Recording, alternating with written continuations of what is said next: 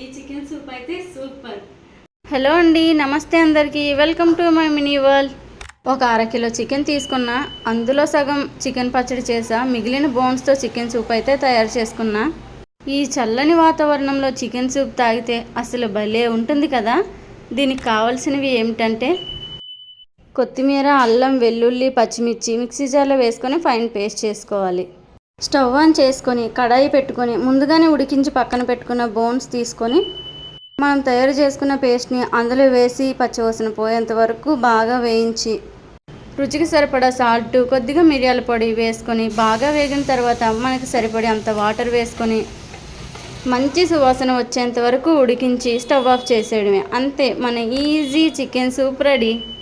వర్షాకాలం స్టార్ట్ అవడం వలన అందరింట్లలో సూప్స్ అయితే తయారు చేస్తూ ఉంటారు. ఈ చికెన్ సూప్ తయారు చేసుకుని తాగడం వల్ల ఎన్నో ఆరోగ్యకరమైన ప్రయోజనాలు అయితే ఉన్నాయి. ఈ సూప్ అయితే చాలా బాగా వచ్చింది. కుదిరితే మీరు కూడా ట్రై చేయండి. ఎలా వచ్చిందో కమెంట్ చేయండి.